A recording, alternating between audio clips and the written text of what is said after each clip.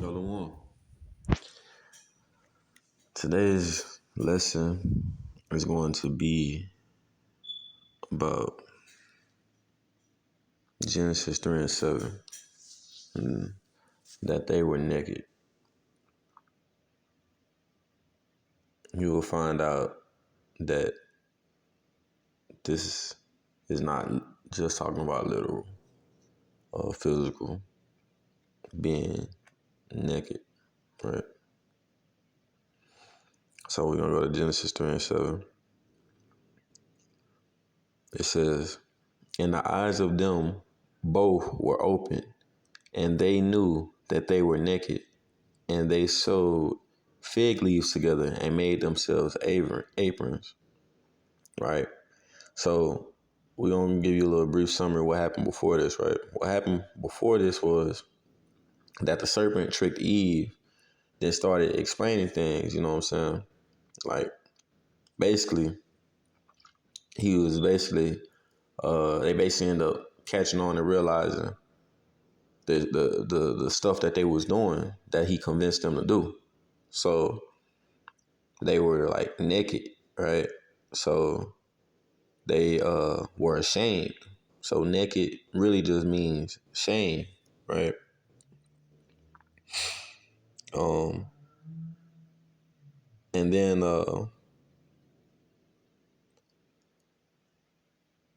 they basically was traumatized, right? So they started covering themselves, right? And the covering is just literally covering the aprons. The what's happening in Genesis, right? What's really happening in Genesis is that this is the Most High, like, speaking and explaining things, but he's saying things in sentences, but he's saying everything all at once in that one sentence, right? So that sentence means some literal, metaphorical, allegorical, and allegorical for certain things that's supposed to happen in the future as well. So you looking at every aspect of what's being said. So the apron was represented the covering, like them trying to cover up the shame that they made with the excuses. You know what I'm saying? And justification. So they want to justify it. You know what I'm saying?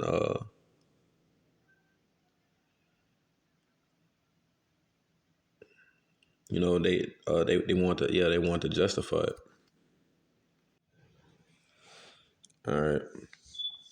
And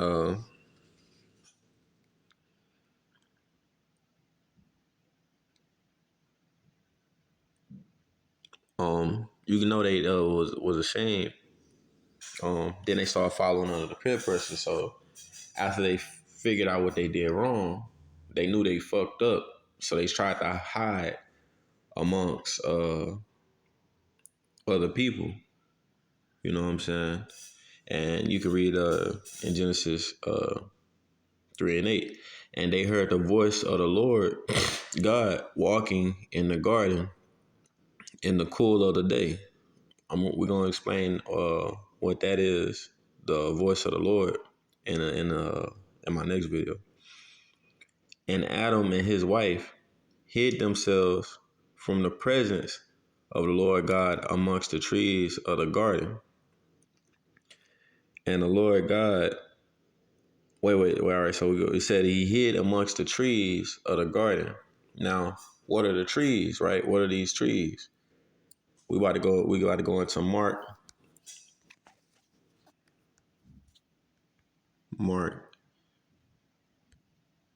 10 and 13. What does it say? Uh, Hold on, wait. That's not it. Salakia.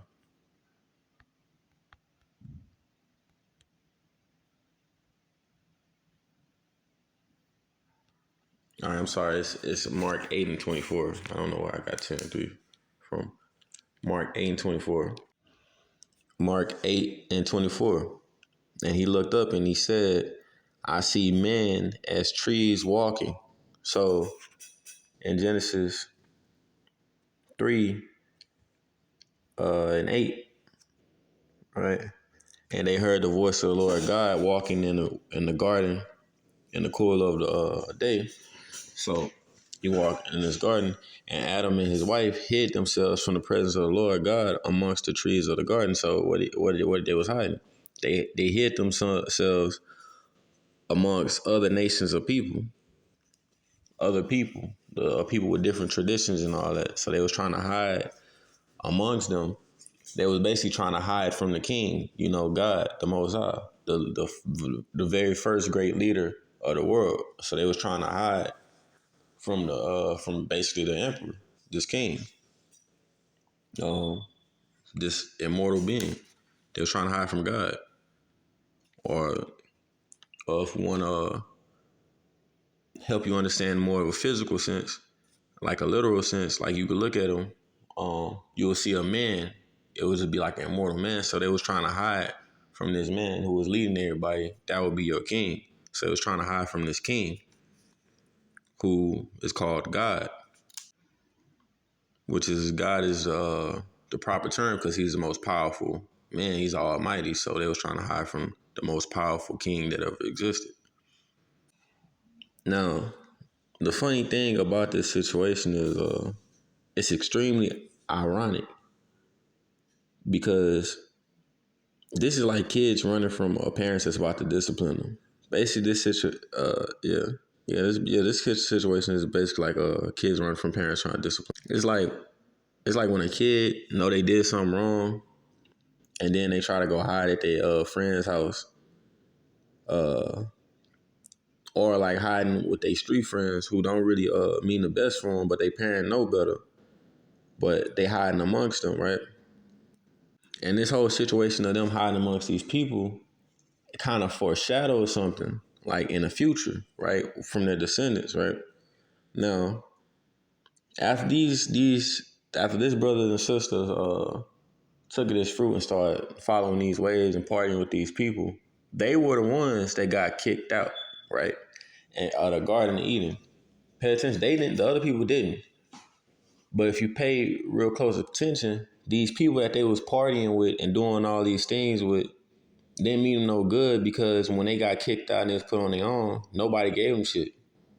The only person that was there with them was the Most High. The only person that was there for Adam was the Most High, and that's why it comes down to like how or why we're going through some of these things, because this is more of a lesson of how or why we should have ruled with iron fist. Because even the women, like the women that we care about, um, she turned on us too.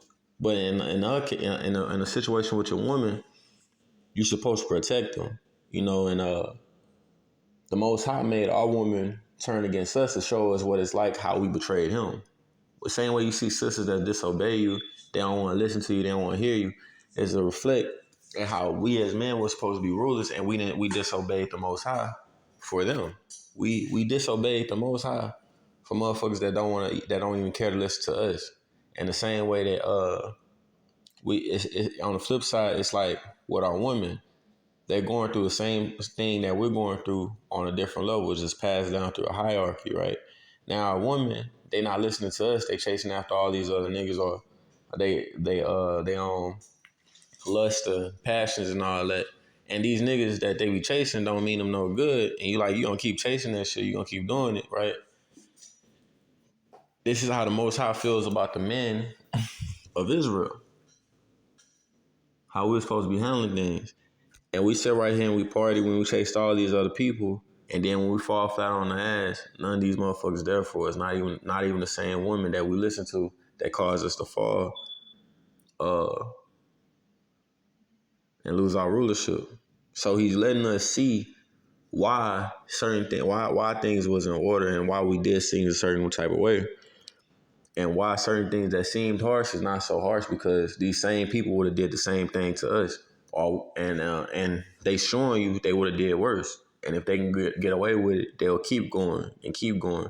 This is why rulership is meant for the righteous, because only the righteous will rule things fairly, right? Because when we fairly rule, right? Adam descended down the line to the children of Israel. When we start ruling that land, all these other nations of people, they came around again, and we ruled them fairly. But then when we fell, they was quick to take advantage of that. The same people we was fucking with fairly, they took advantage of that. So this whole situation with Adam and Eve was a foreshadowing of something similar that would happen to the children of Israel, which explains like there's a lot of reasons why we're like Adam. That's the reason why Adam is a important figure in this book. Adam and his children, these people that are just like him, who move just like him, right?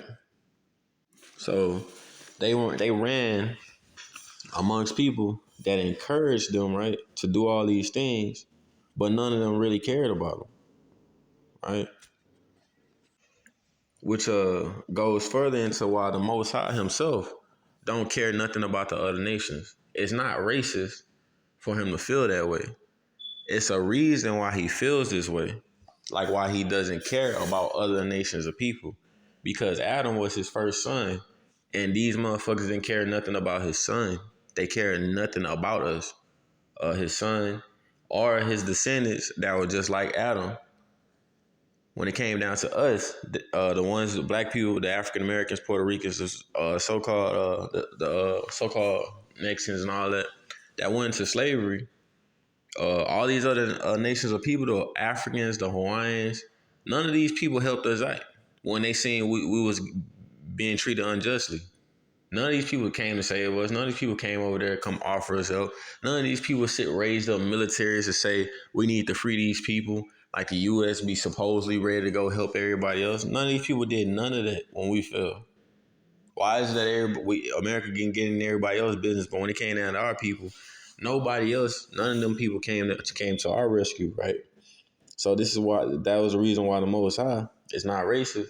People want to say, "Oh well, I love everybody." No, you don't love everybody because these motherfuckers didn't love us, and we don't need to respect everybody. We need to stop trying to be friends with everybody and stop saying we don't put everything past everybody trying to be friendly. Because that's what got us fucked up in the first place, trying to be friendly with motherfuckers that didn't care about being friends with us anyway. So, so when we were taken down, there wasn't one of these other nations, races of people that assisted us. Or there was none of them that, and matter of fact, on the flip end, on the worst end, there was none of them that didn't even take from us, that decided not to take shit. There wasn't not one of them that said, I'm not supposed to take this from them because these people treated us kindly. None of them did that. And we gonna prove that in First Maccabees. All of these races, every last one of these people had something to do or partook in our fall or our slavery or when we was down. They all benefited from it. Every race, the Hawaiians, the Samoans, the Vietnamese, the Asians, Africans, they all benefited, the Arabs, they all benefited from us falling. And they all took a piece of our spoils. That's why you see these motherfuckers opening up stores. Even then, now, at our bottom, in the ghettos, they still open up stores within our community to take advantage of us at our lowest state to make money off of our poverty. And then we'll stare you down, watch you everywhere you go, like you a whole fucking thief when they stealing from your whole community. We're gonna be on First Maccabees 1:10. What nation hath not had a part in her kingdom and gotten her spoils? So which one of these motherfuckers didn't take something from us? Right? Which one of these races of people, these nations, didn't take nothing from us? They all took something. They all would benefited from us being in this situation. Right? Now you see how they all after we didn't spend time with them. These people, as soon as we fell off, they took from us. Like this is why the Most High consider them as beasts because that's how animals act. Like when you see motherfuckers, you can't control yourself. You gotta go fuck another nigga man or I said another nigga girl or some shit like that. Or a girl gotta go fuck another nigga man just to get a point across. I don't know what the fuck. The best way to explain it. Um, This is why the Most High consider um men, mortal men and women like beasts because they don't have no self control, right? And this is why he cared nothing about them. Like there's a nation that he hates. There's a nation that he hates. There's a nation of people that he love, and then the others he gives little fucks about because they gave little fucks about us. They wouldn't like some of them wasn't going out their way to oppress us, but when it came down to helping us or taking some shit, it's like, oh, this nigga just died. They take the money out of his pocket. That's the type of shit they was on. It wasn't on no he might still be alive. Let's try to resuscitate him. It was on some we gon' all right. He good. He knocked out. Let's take some of his stuff and let's hurry up and leave. That's what the other nations that didn't directly oppress us were on. So this is why the Most High look at them some type of way. Behold, the nations are as a drop of a bucket, and are counted as a small dust of the balance. Right? You put like that little hourglass, and you put like a feather on it, and it's supposed to measure like the weigh in, or you try to put some ground beef, and you got a little. It's supposed to weigh your the scale of balance. If you and it got a little bit of dust on it, and you know how the scale don't register that. That's what they saying. Like, so you got like let's say you got a scale for meat and there's some dust on the meat. That's not gonna come up on the machine, right? Behold, it takes us up the islands as a very little thing. And the Lebanon is not sufficient. I mean, to burn, nor the beast thereof sufficient for a burnt offering. That means there's no type of gifts they can offer him that would make him care about them. They can't give him no gifts. They can't sacrifice no animals. You can't do. They can literally do nothing to make him care about them. All nations before him are as nothing. See, they mean nothing to him, and they are counted to him less than nothing.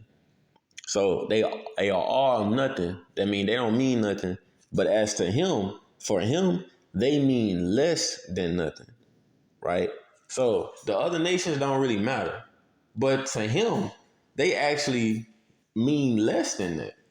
They matter so little to him that they like the idea of nothing is too much for them to him.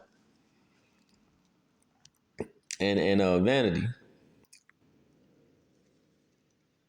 To whom ye liken God, or what likeness we ye comparing to him.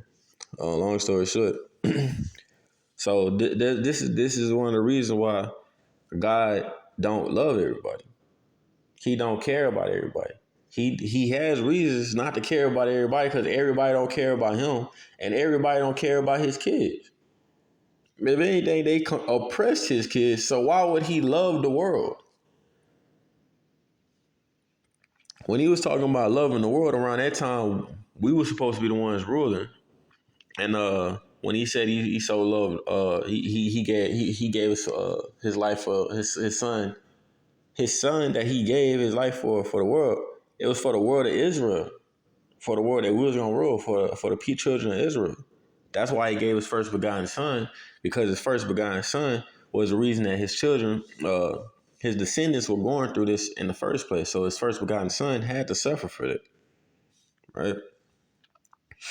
It was actually righteous justice. Like, okay, yeah, I know this is my son, but he gotta, I understand he gotta do. He did what he did, and these are my other children that's suffering for it. Okay, well, you gotta go handle that so your brothers and sisters can live a normal life. You get me? Now we're gonna go back to Genesis 3:7. Pay attention. Um, they were naked and immediately put clothes on.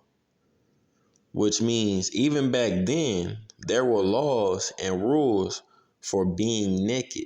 They wore aprons and covered themselves. Since the beginning of time, there was some type of way to be civilized. People wasn't just walking around naked. I know they show Africans and them walking around naked, but those people were actually just really perverted.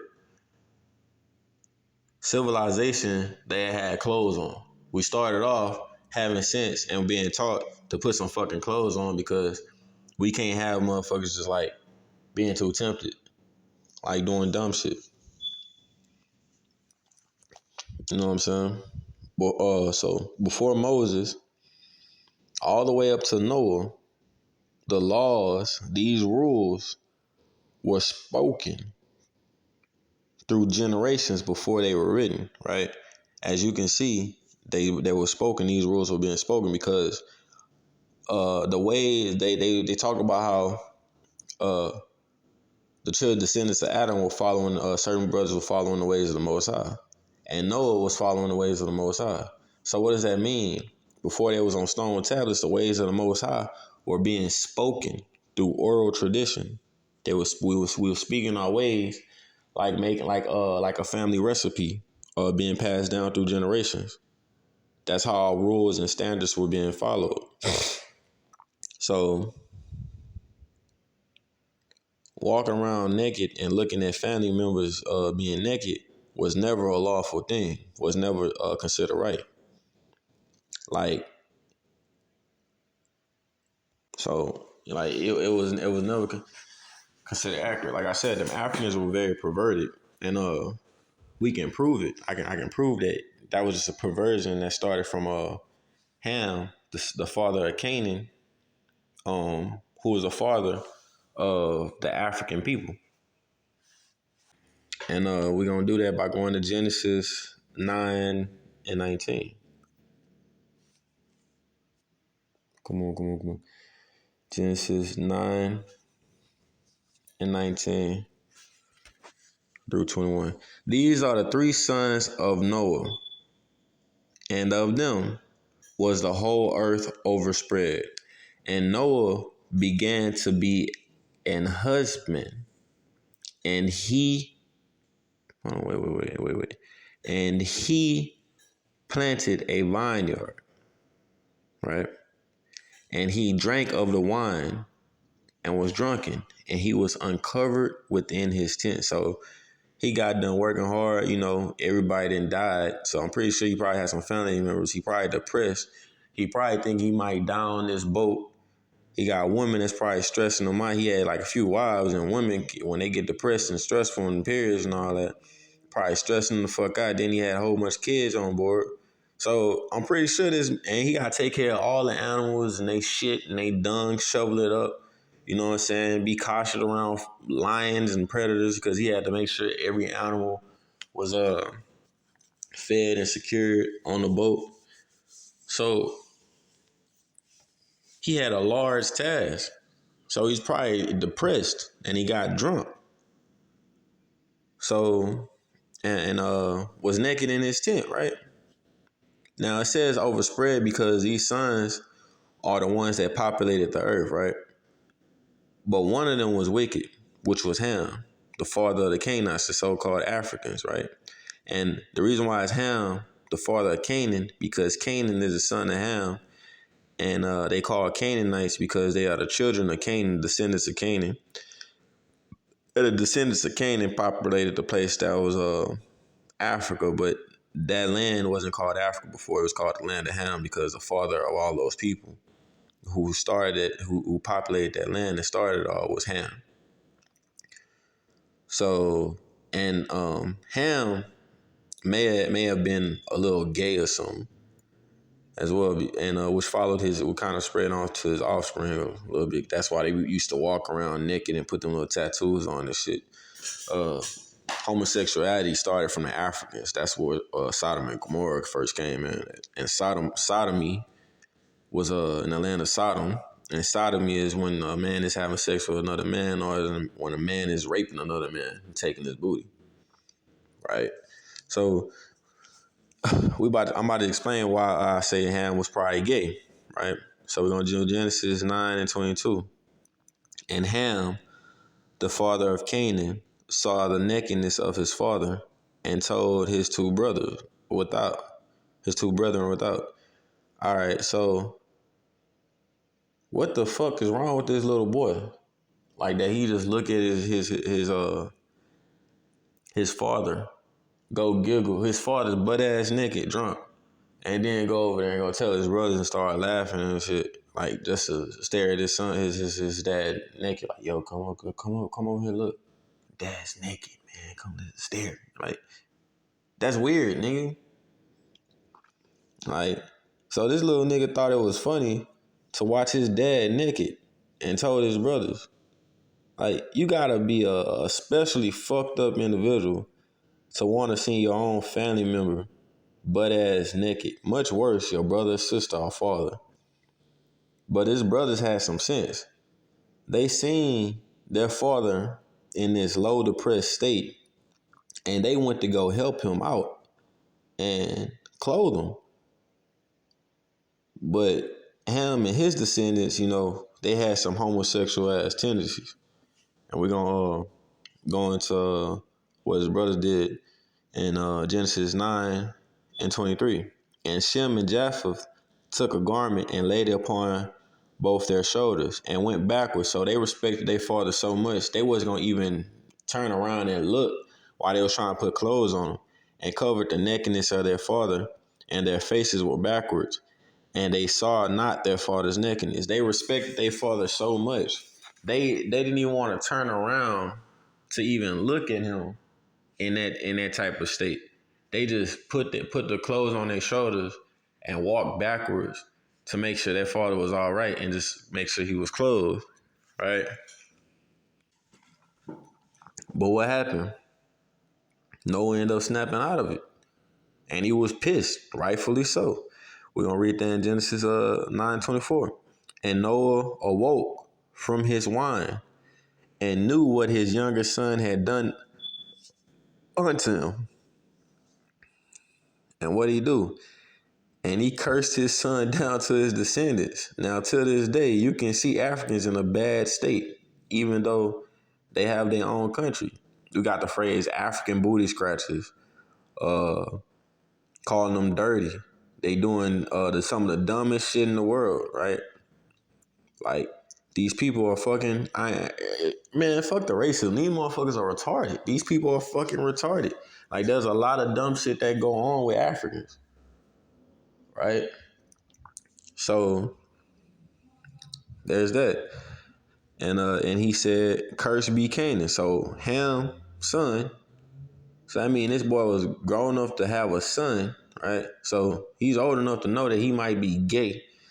A servant and a servant of servants shall he be unto his brother.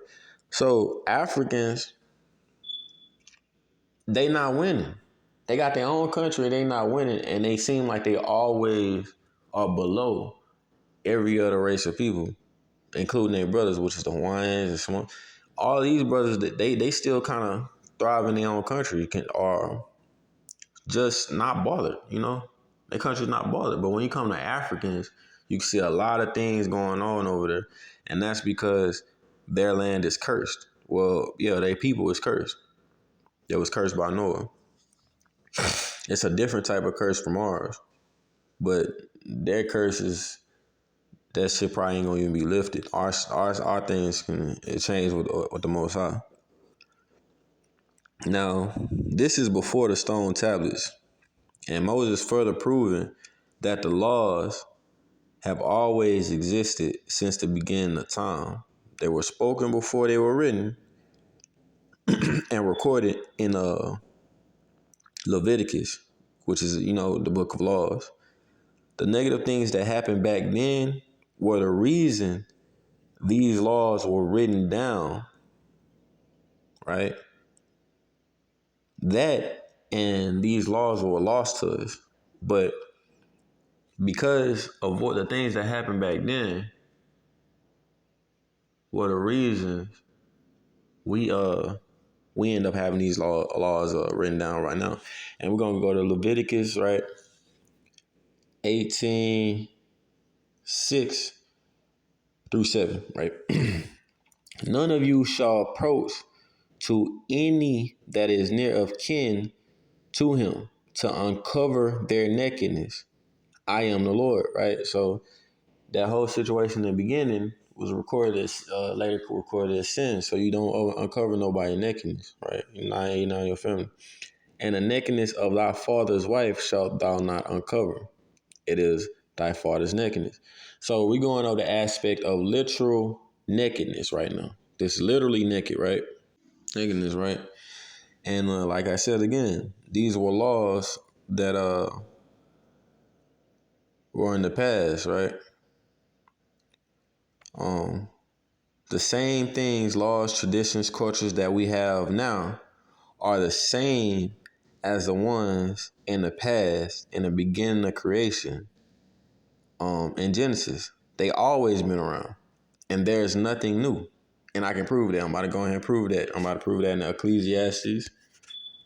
I'm about to prove that there's nothing new. These things been around, right? Since this whole thing started, these things been around. 3:15. Ecclesiastes 3:15. That which hath been done is now, and that which is to be hath already been, and God requireth that which is past, right? So what happened in the past is happening now. That's what this is explaining. And what's going to happen in the future is already happening now. It's like we're in some type of weird time loop. There's nothing new under the sun. As a matter of fact, I'm about to bring that out. There is nothing new under the sun. This is where they get the phrase history repeats itself. Cause we like in a time loop. They ain't do no mathematical. These niggas wasn't intelligent when they said this shit. This is the wisdom of the Most High himself. The ways of the Most High is wisdom. The most powerful being would be the smartest being. So I don't understand why people be so rebellious. Rebellion in itself is just retarded.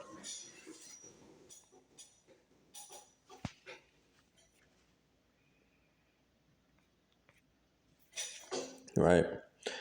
So the thing that has been, Ecclesiastes 1:9, the thing that has been, it is that which shall be, and that which is done is that which shall be done. And there is no new thing under the sun.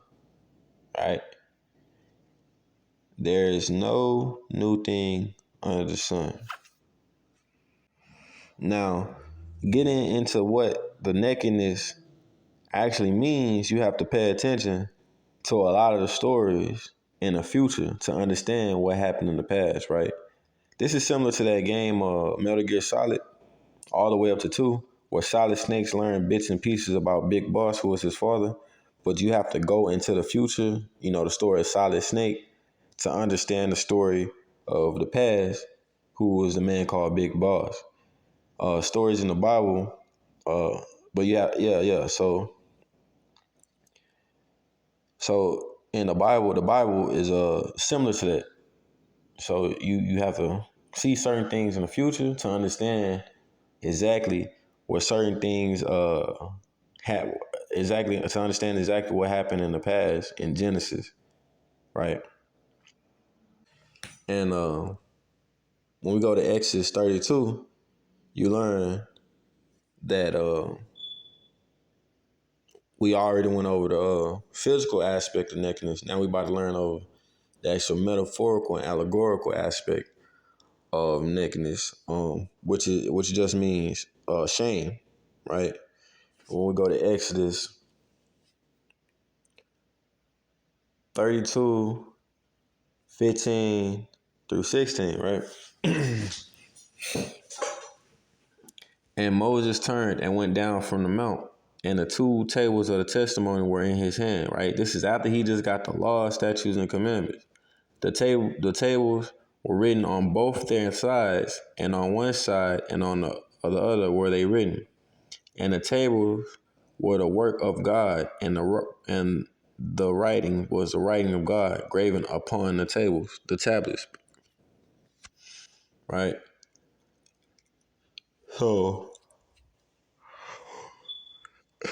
and when Joshua heard the noise of the people as they shouted, he said unto Moses, there is a noise of war in the camp. So while he was coming down from the mountains, Joshua and Moses heard noises of what they thought was war. But what happened? And he said, it is not the voice of them that shout for mastery, neither is it to the voice of them that cry for being overcome, but the noise of them that sing do I hear. So they realized it was partying, right? 32:19. And he said, it is not the voice of them that, and it came to pass, as soon as he came nigh to the camp, so he came near the camp, that he saw the calf. and the dancing, and Moses' anger waxed hot. That means he grew angry, and he cast the tables out of his hands and break them beneath the mount. So as soon as he got the commandments, something happened where he got pissed off so bad, right, that he just broke the commandments that he just got from God himself. Now, he had just saved them from slavery. They had proof the Most High was real, right?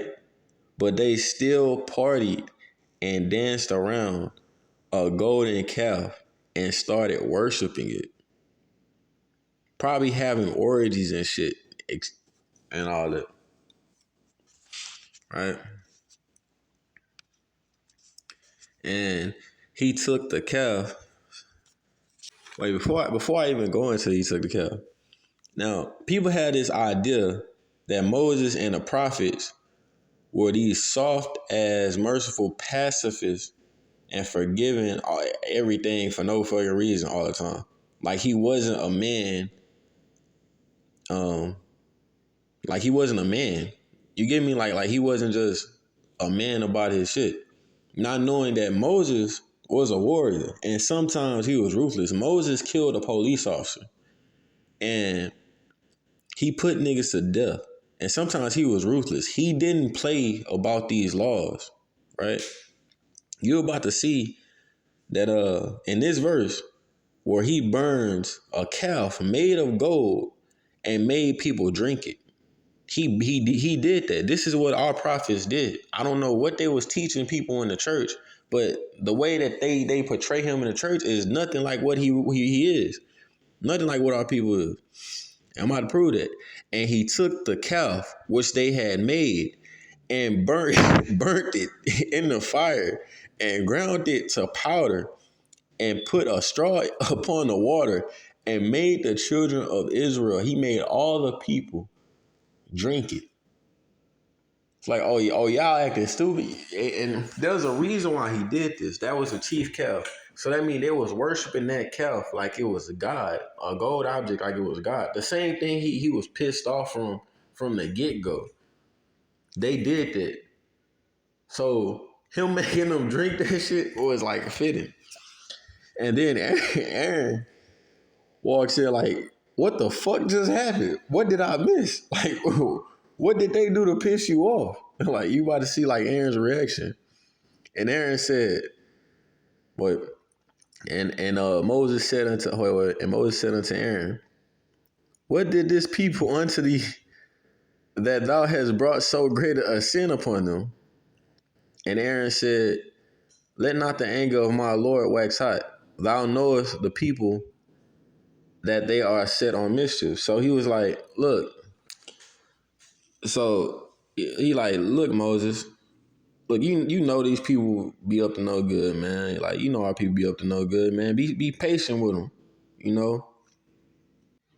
Um, even though Moses had a reason to be pissed off because those people had no faith in him. Now he just saved them from Egypt and he was gone for 40 days. They thought that he disappeared and left them, but this dude risked his life to save y'all. He came from the wilderness, came back homeless with nothing but a stick, and came back to Egypt to save all of you people. And then he left for a few days, and y'all thought he just abandoned you. This nigga just risked everything to save you. Why would he abandon you? He risked his whole life and everything that came with it to save his people. Why would he abandon you? So, Aaron was trying to tell him be patient when Moses really had no reason to be patient. But once he found out what Aaron did, he had a reason to be pissed off even more. For they said so Aaron said, let not the anger of my Lord wax hot. So he's like, look, don't be mad. You know what I'm saying? You know our people are mischievous. Like they only do the bad things, but you know what I'm saying? Like, but they still are people. For they said unto me, make us gods, which shall go before us. For as for this Moses, the man that brought us out of Egypt, the man that the land of Egypt, the man that saved us from slavery, we what is become of him. We don't know where he's at. So we nervous. We don't got no leader. Make us a god, a gold cow. And I said unto them, whosoever hath any gold, let them break it off. So they gave it to me, and then cast it into the fire, and there came out this calf. So he basically saying, look, I just told him like I'll create the shit, I'll make it for him. Like just tell him to give him the stuff, and I'll make it. All right. Exodus 32 and 25. And when Moses saw that the people were naked, uh, for Aaron had made them naked until their shame among their enemies, right? So what happened? They were acting like goofballs, and they was in the middle of a war in front of the enemies. They was acting foolish, and all of their ops was surrounding them. This is a book of war, a book of our kingdom before we fell. And these brothers, and not only that, they just came out of Egypt. They just came out of slavery. They just came out from a war. They just got done taking down the greatest empire on earth. There was no reason, and now that that nigga gone, everybody want to had a chance for grabs.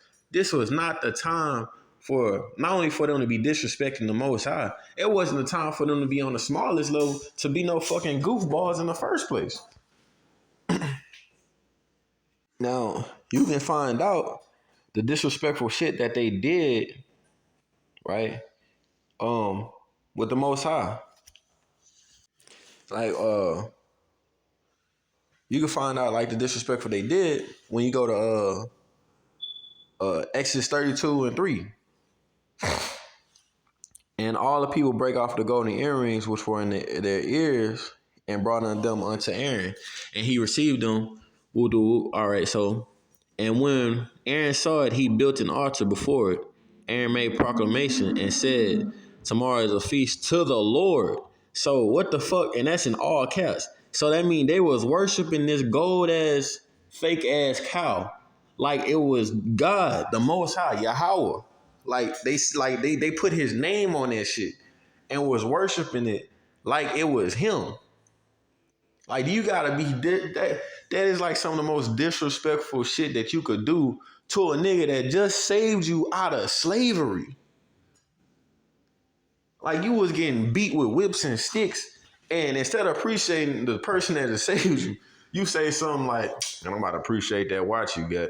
Like that's like instead of saying, "Yo, Jake, thanks for saving my life, man." You just said to Jake, you be like, you look at his watch, you take his watch, you be like, I'm like, what the fuck is you doing? Hold on, man, I'm about to. You go over there, you go build a little statue, and you ain't gonna build a sand statue of him. You build a sand statue of a duck, right? A sand statue, and then you be like, thank you, Jake Duck, thank you for saving. And Jake right next to you. You ain't gonna show no appreciation to the nigga that literally saved you, but you gonna show something to the sand object that you just made and had and tell thank you to the fucking trash can. Like that's so disrespectful, bro. That's why he was pissed off. Like it was like the blatant disrespect, like the audacity of these motherfuckers. That's what it was on. So not only that, they was partying, hopping on the next trend, acting like fucking dumbasses in front of the enemies, and disrespecting the Most High name. So if you pay attention, that nakedness represents shame and exposure. They were not covered by wisdom and the laws.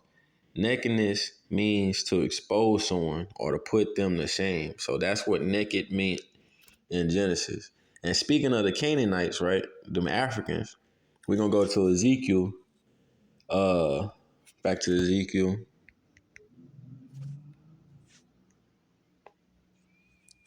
16, 1 through 2.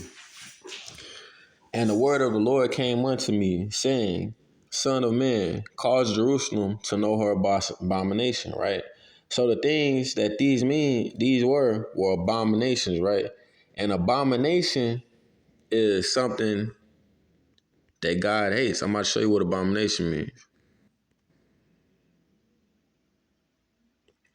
Thou shalt not do so unto the Lord thy God, for every abomination to the Lord, which he hateth, right?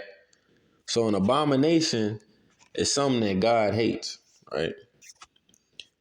Now, so that means there was a lot of abominable things going on. Orgies, gay niggas, uh, fucking on each other, like stupid ass shit like that, faggotry.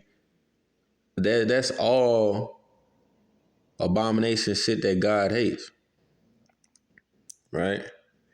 And they say, thus saith the Lord God unto Jerusalem, thy birth, thy nativity is the land of Canaan. So at one point, after Adam, Noah's son Ham populated that area, the so-called Africans, right? And they fought with Amorites, and some of the Asians were over there near that area. And their mother Hittites, which were another descendant to the African Ham, which was another African tribe of the African people.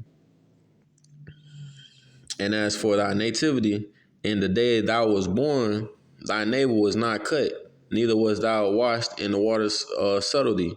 All right, when it says like your navel wasn't cut, right?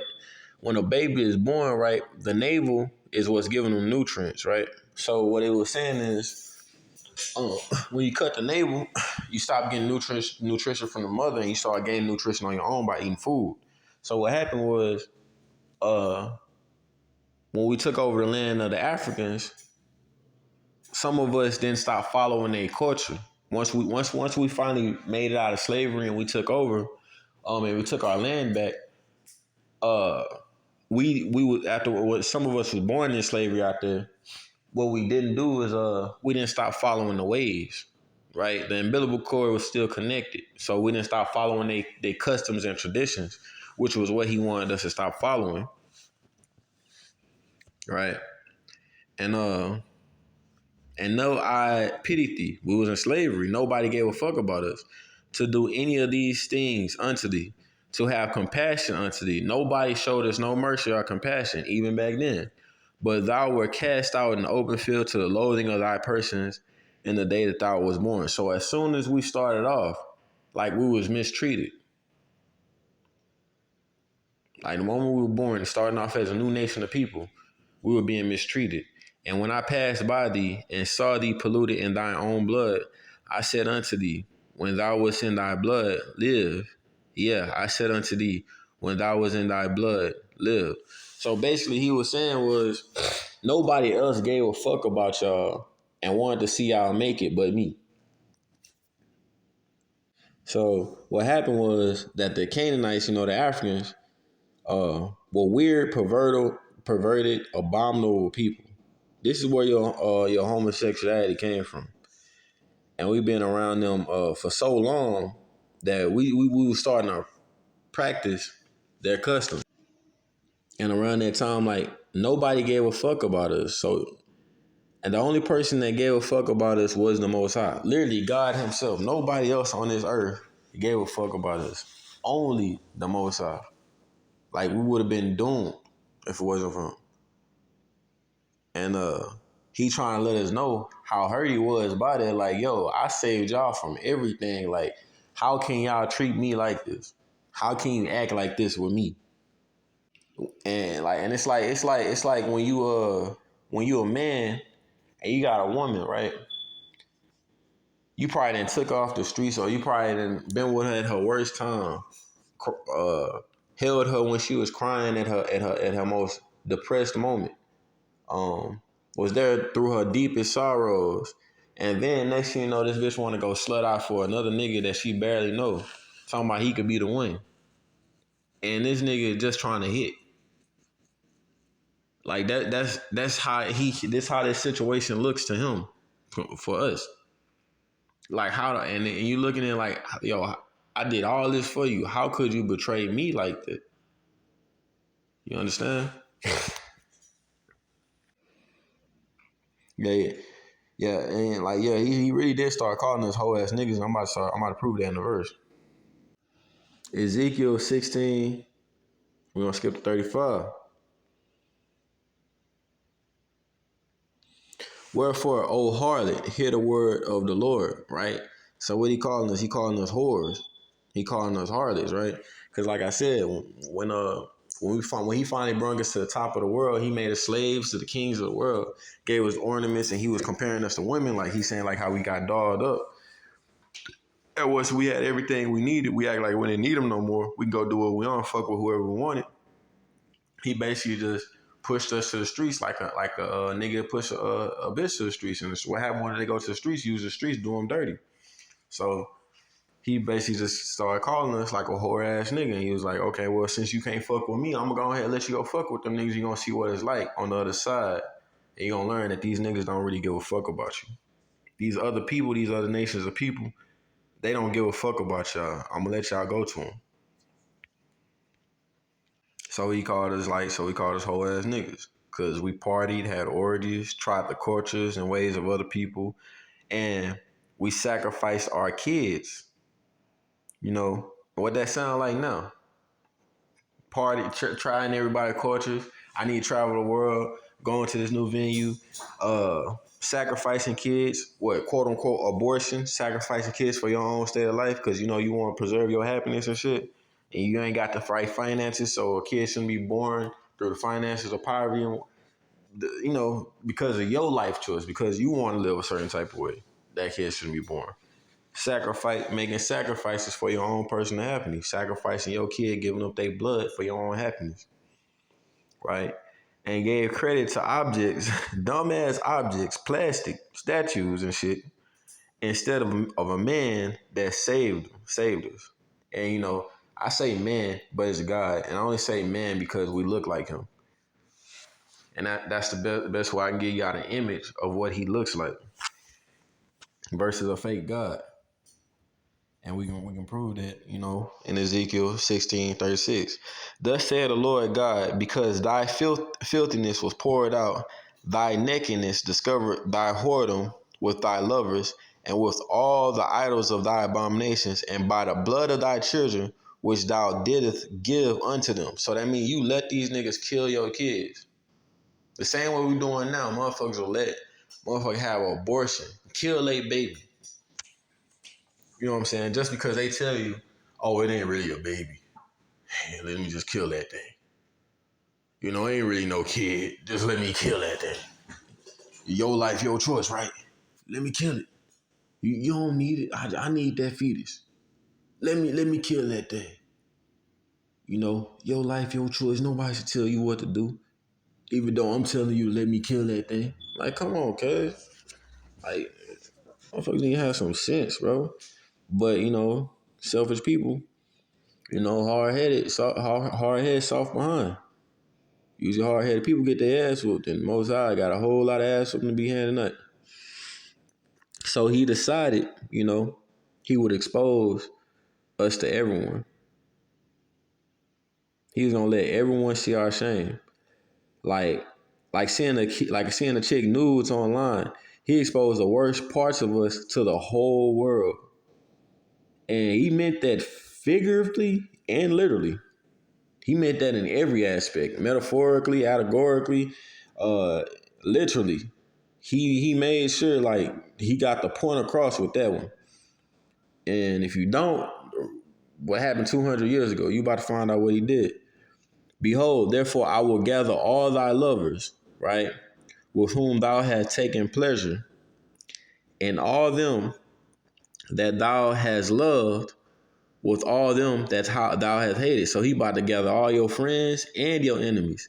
I will even gather them about against thee. So I'm about to make your friends and your enemies all become your enemies, and will discover thy nakedness unto them, and I will show them your shame, and that they may see all thy nakedness. So I'm gonna show them your shame, and not only that, I'm gonna let them see every negative thing you did. Yeah, fuck me, nigga. No, fuck you. That's what he's basically saying. Like, yeah, fuck me, nah, fuck y'all. I'm gonna show y'all niggas. So, what did he do? He rose the white man up to power, and he sent our ass into slavery. That's what he did. And what happened while we was in slavery? Don't worry, I'll wait. We was naked as shit. We pissed him off so bad, he didn't even mean that shit metaphorically no more. He had us sent into slave ships, butt ass naked. The whole world seen us naked and ashamed. Literally, till this day, you can find a picture on Google of our people naked in chains as slaves. Let everyone know they can, like, let everyone know they can oppress us. You know, right? Because through all those bad things, you could see that he wasn't dealing with us no more. Because they knew if we was following his customs, we were untouchable. Because if we was following the ways of the Most High, we used to have, like, I don't know, like this invisible force field around us or some shit. But the signs of us going through shit, like when we was catching bad luck left and right, that let them know, oh, something off about these niggas. You know what? They vulnerable. And the whole world, especially our enemies, made a combined, swift effort to take our kingdom down during our civil war. So while we was having this civil war, they was planning. And then after they took us down, every nation, even the ones that we didn't even treat wrong, the ones that we were so supposedly friends with, got a piece of the pie and took something from us. More on all right. So I'm about to go I'm about to get into more verses on proving that nakedness is an allegory for shame. So the nakedness wasn't just them being naked. It represents shame. It means they was basically ashamed. And put Revelations 16:15. Behold, I come as a thief. Blessed is he that watcheth and keepeth his garment, lest he walk naked and they see his shame. Right? Now the garment or the robe is, or the, you know, the apron. Well, the robe is the righteousness of the saints, which, in other words, the right way to do things. And we can go to Revelations 19:8, right? And to her was granted that she should be arranged in fine linen, clean and white. The clean and white, the white represents the brothers that are teaching this truth. For the fine linen is the righteousness of the saints. So right, so the robe and apron was the right way to do things. So after they was ashamed, they was trying to get back into doing things the right way and snap back, but they was trying to hide. But it was like it's too late. Y'all already fucked up. You was fucking with the ops. Like that you gotta go. He wasn't tolerating it. So what happened was, so the brief summary, if you're catching on, after we went to the future to catch on what was happening in the past, you'll understand that the story of Adam and Eve was, what happened was they did all this partying, right? So the serpent basically considered them do this partying, following these other traditions and shit. Did all types of fucked up, weird things. Then they snapped back to their senses and tried to hide. So they snapped back to their senses and tried to hide. And we're about to go to Revelation 7:13 through 14.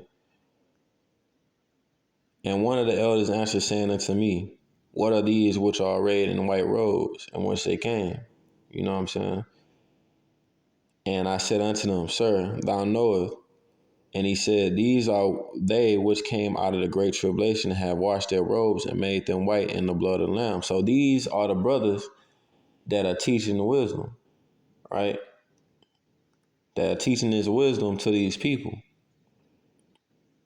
The blood of the Lamb is Yahushua. So we are ones that survived the tortures and the punishments and the persecutions. Being told we ain't shit to our people, we should stop doing this. We are the ones that are the ones in white that keep teaching this truth, right? You know what I'm saying? And in this walk, you gotta have the breastplate of faith, which means you gotta have heart, be brave, courageous. You can't be soft, but you also gotta have love. And a helmet of salvation mean you gotta have a strong mind that you're going to get through this. And we proved that in first, you gotta have a strong mind, strong heart, and we're about to prove this first the Thessalonians 5 and 8. But let us who are of the day be sober, putting on a breastplate of faith and love, for an helmet the hope of salvation, right? So the breastplate of faith, right? It means you gotta be brave, right? You gotta have courage.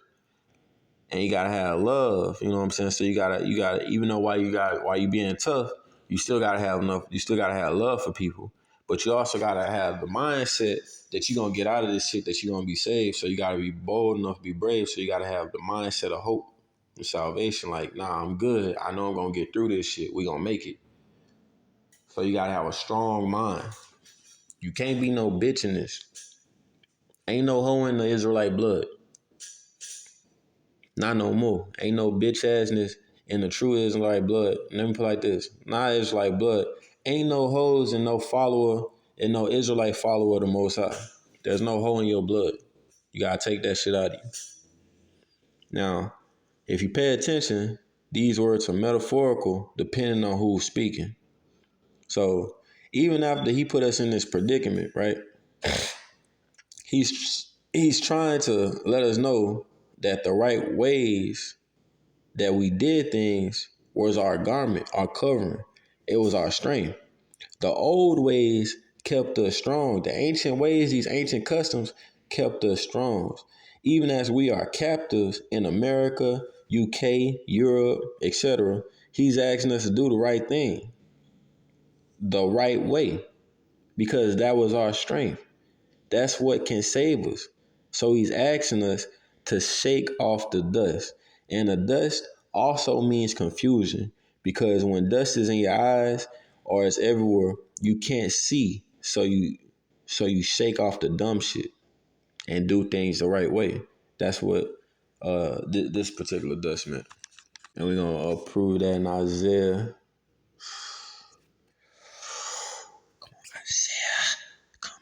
Isaiah.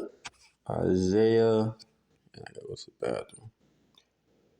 52, 1 and 2. Awake, awake, put on thy strength, O Zion. Put on thy beautiful garment, O Jerusalem, the holy city. For henceforth there shall no more come into thee the uncircumcised and the unclean. Shake thyself from the dust. Arise and sit down, O Jerusalem. Lose thyself from the bands of thy neck, O captive daughters of Zion. So what it say? Put on thy strength, O Zion, and put on the beautiful garments. And what was the garments? The garments was the ways of righteousness, the wisdom of righteousness, the right way to do things, because that was our strength. So he's basically saying, like, our strength was when we was doing things the right way. Why do we keep running from the right way? Right? You know what I'm saying? But the Most High is so great, there's no worry, you know what I'm saying? Because he's going to make sure we shake off the dust. And not only that, right? He gonna dust us off and give us the double. He gonna give us double the riches, double double the wealth that he gave us before. And for the shame he put on us, we're gonna have everlasting joy.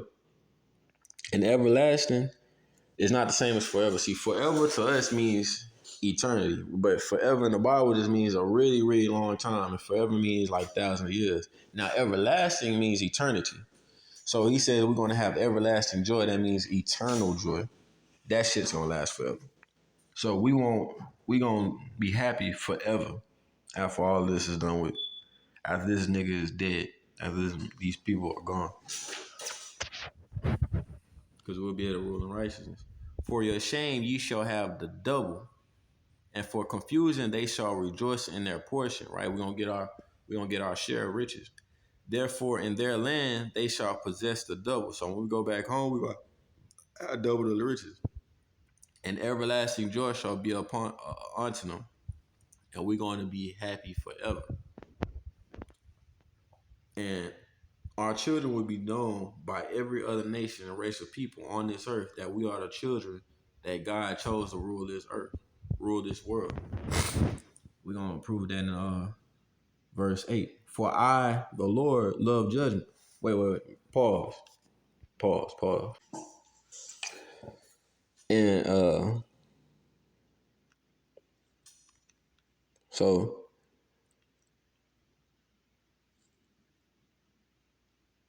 pause. All right. So I had to pause that right there. So we went into slavery, right?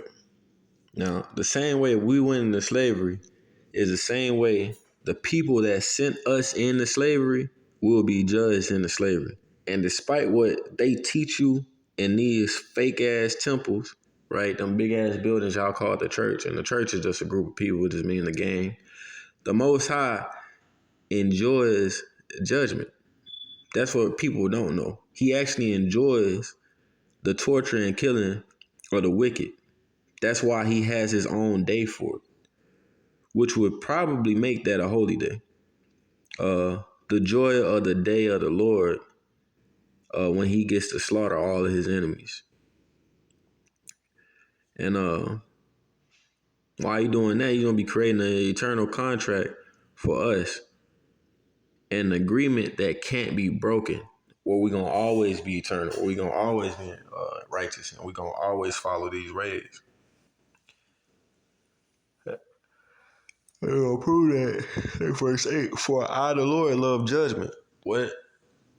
Oh, he's peaceful, he's pacifist, he don't like to judge people. No, what did the Most High say? For I, the Lord, love judgment. I hate robbery for burnt offerings. And I will direct their work in truth, and I will make an everlasting covenant with Israel. So he's gonna make a contract with us, an agreement with us, one that's permanent, that won't break, where we can never fall again.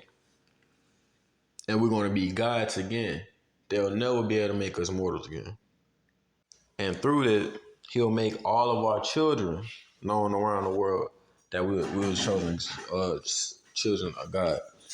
And you're gonna prove that to show the whole world that we were children that was chosen by God. And their seed shall be known among the Gentiles, 61:9, and their offspring among the people.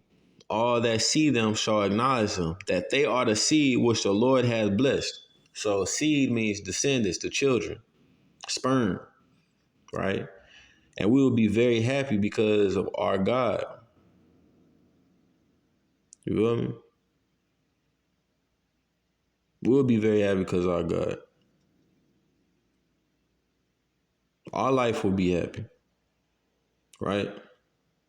And he's going to cover us in nothing but W's and give us the wisdom to do things the right way again, giving us wealth and riches like a bride getting showered with gifts at a wedding. You understand? And you can see that in Genesis 6, not Genesis, Isaiah 61:10. I will greatly rejoice in the Lord. My soul shall be joyful in my God, for he hath clothed me with the garments of salvation. He hath covered me with a robe of righteousness. As a bridegroom decketh himself with ornaments, and as a bride adorneth herself with her jewels. So basically, he's saying he gonna have us styling. He gonna have us looking better than what we was. And the garments of salvation, which means represents victory and winnings. So that means our kingdom ain't gonna be taking no L's. So we're gonna be winning all the time. I'm going to leave this last verse for the people that killed and put my people into slavery and confused our children. Right? We're about to go to Revelations. And I want you to really feel me when I say this. And when I say I want you to feel me, I want you to really believe me right now when I say this verse. Like, cause I really mean this. And I want you people to know that I really mean this. Because it's gonna happen. And it's on its way real soon. Sooner, man, it's sooner than I expected, man. Looking at the times and the signs, I can't believe I might actually be alive to see this shit happen to you. happened to us. Everything changed. If any man have an ear, let him hear. And when I say I want you to hear me, I really want you to listen to me right now when I say this. He that leadeth into captivity shall go into captivity. And he that killeth with the sword must be killed with the sword. Here is the patience and the faith of the saints. Shalom. I'm Tawab Papak. I'm out, and I hate you people. I hate you Edomites. I wish death on all of you that are actual Edomites. And for the Israelites that look like Edomites, I'm sorry that you look like that. And I hope the Most High restore you to, to your former glory or in due time. So we wouldn't be all confused. But for your brothers that look like Edomites that are still diligent in this truth, I love you, brothers. Don't think that I'm just banging on the skin tone. But for the high likely chance of the people that are Edomites, that the people that look like Edomites that are actually Edomites, y'all can look. I don't even gotta say much. There's gonna be much that's gonna be happening to you.